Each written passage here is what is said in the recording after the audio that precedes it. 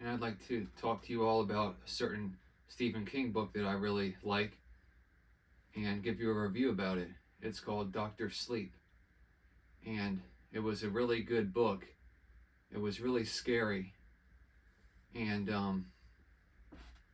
the things that I like about it are, there's this girl in it named Abra, and she has these magical powers. She does these things that are amazing and kind of supernatural like. If you like scary things or science fiction movies, you would love to read this. And there's a guy who's in Alcoholics Anonymous, and he meets the girl, and he tries to help her and realize she's special. And then he has other friends. His name's Dan, and he has other friends that help him along the way and stuff. It's a really good book, and I love his writing.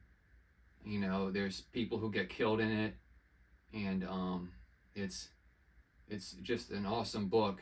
It makes you think a lot about life and about the things that we do in this society, like with sports and stuff, and the American way.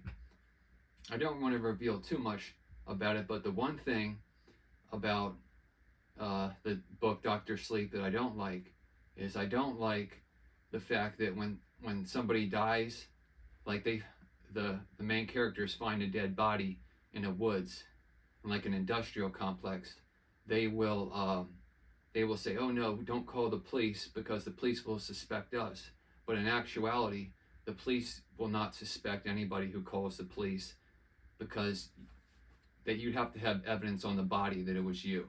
And if they didn't have evidence on the body, then the police aren't going to suspect them. The police are just going to think, oh, they stumbled on this dead body by taking a hike through the woods or something. Because the police, they go into a lot of detail and they have forensics and stuff. So that's the one part of the book that I didn't agree with, is the two characters find a dead boy and they agree, oh no, if we call the police will arrest us. And I don't agree with that. I don't think that's the case. So sometimes authors can, they can mess up. They can not be realistic. But I guess that's just what books are. Is,